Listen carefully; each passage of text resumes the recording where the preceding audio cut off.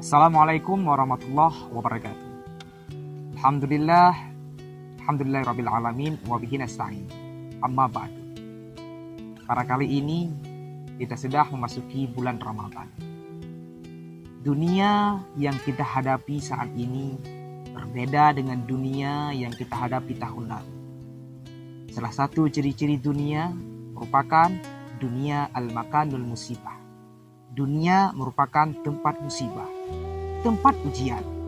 Allahu Akbar, 3 bulan ke belakang barangkali kita sedang diuji dengan sebuah wabah penyakit yang sangat berbahaya.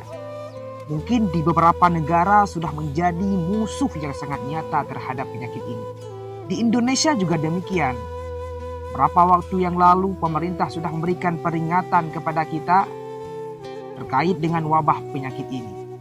Ini musibah. Dan ini memang dunia tempatnya. Terus Ustadz, haruskah kita takut? Enggak. Haruskah kita gelisah? Enggak. Haruskah kita panik? Biasa saja. Apa yang kita panikkan? Kematiankah? Bukankah setiap kita pasti akan mati? Bukankah setiap manusia pasti akan menjemput yang namanya kematian? Orang beriman tidak takut mati. Orang beriman tidak cari mati. Orang beriman tidak gelisah dengan mati. Justru orang beriman mempersiapkan persiapan terbaik untuk menghadapi kematian.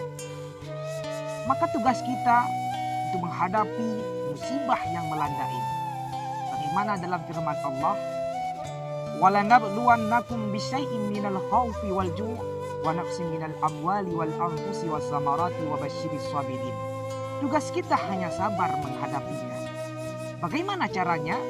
Tentu ikhtiar. Bagaimana Kemenkes memberikan peringatan kepada kita agar seringkali cuci tangan menggunakan sabun di waktu yang sekarang ini. Yang sakit, yang batuk, yang pilek menggunakan masker. Hindari kerumunan dan bersentuhan dengan orang-orang yang barangkali mempunyai penyakit. Itu kan ikhtiar dunia. Tapi ikhtiar akhirat jangan lupa. Apa itu Ustaz? Alladzina idza asabathum musibah qalu inna lillahi wa inna ilaihi raji'un. Apabila datang musibah kepada kita, maka kembalikan semuanya kepada Allah Subhanahu wa taala. Kullu da'in dawaun. Setiap penyakit pasti ada obatnya. Maka mohon maaf kalau dengan datang virus corona ini tidak bisa membuat kita semakin dekat kepada Allah Subhanahu wa taala, maka butuh musibah macam apa lagi yang Allah berikan kepada kita. Maka jangan kaget kalau setelah virus corona ini pasti akan ada musibah-musibah selanjutnya. Kalau dulu kita ada gempa, kemudian ada lagi tsunami, banjir, longsor dan lain sebagainya. Dan dunia memang tempatnya. Maka jika kita tidak mau dikasih musibah dan cobaan, jangan hidup di dunia.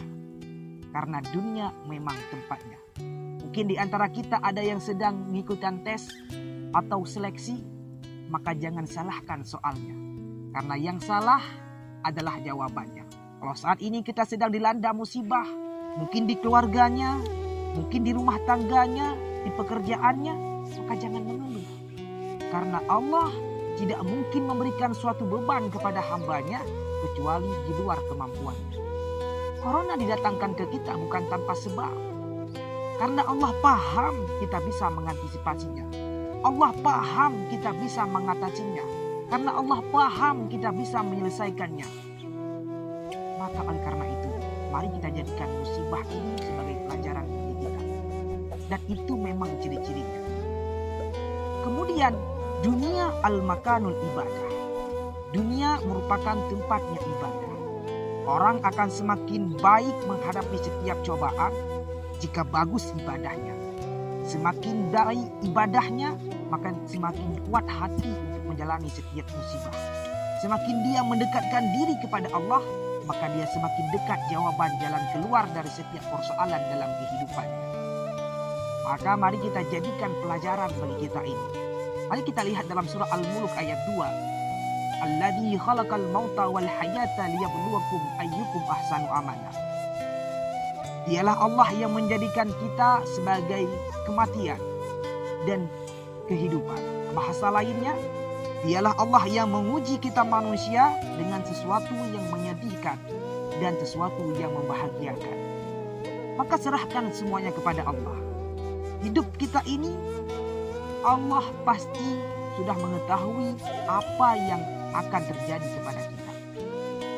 Cuman musibah yang sedang kita alami ini kita jalani dengan ibadah dalam dunia ini. Dikarenakan Allah akan membuat hambanya pasti bisa mengantisipasinya. Yang pertama, sebagai apa? Liyabluwakum, sebagai ujian bagi kamu sekalian. Apa yang Allah lihat? Yang Allah lihat bukan ujiannya. Yang Allah lihat bukan cobaannya. Tapi ayyukum ahsanu amala. Siapa yang mampu menjadi pribadi lebih baik dalam menyikapi setiap permasalahan ini. Maka sahabatku yang dimuliakan oleh Allah Subhanahu wa taala, dengan datangnya musibah ini, mungkin dengan virus corona ini tidak bisa membuat kita semakin dekat kepada Allah, maka butuh virus macam apa lagi yang Allah berikan kepada kita. Dengan datangnya banjir, longsor, tsunami dan lain sebagainya, tidak bisa membuatkan kita untuk semakin beribadah kepada Allah. Butuh musibah macam apa lagi? Saat ini kita sedang berada pada bulan Ramadan, bulan yang penuh berkah, penuh rahmat, penuh maghfirah dan pahala dilipat gandakan. Butuh janji macam apa lagi yang Allah berikan kepada kita agar kita mau beribadah kepada Allah. Mudah-mudahan ini dapat menjadi pelajaran bagi kita. Ingat, pada bulan Ramadan ini target kita agar kita menjadi manusia yang bertakwa kepada Allah dan teruslah istiqomah dengan takwa kita. Memang orang yang istiqomah itu berat, karena yang ringan namanya istirahat. Semakin tinggi pohon menjulang, maka semakin kencang angin mengguncang. Karena pencuri tidak akan memasuki rumah kosong. Betul, target pencuri adalah rumah kaya. Target pencuri adalah rumah yang mewah. Begitu juga dengan kita yang sudah bertakwa dan beriman kepada Allah. Anda yang sudah istiqomah, maka Anda sudah kaya, Anda sudah megah. Maka iblis adalah sasaran kepada Anda untuk dapat kembali lagi kepada jalan yang tidak benar yang di sisi Allah Subhanahu wa taala. Hanya ini yang dapat saya sampaikan. Assalamualaikum warahmatullahi wabarakatuh.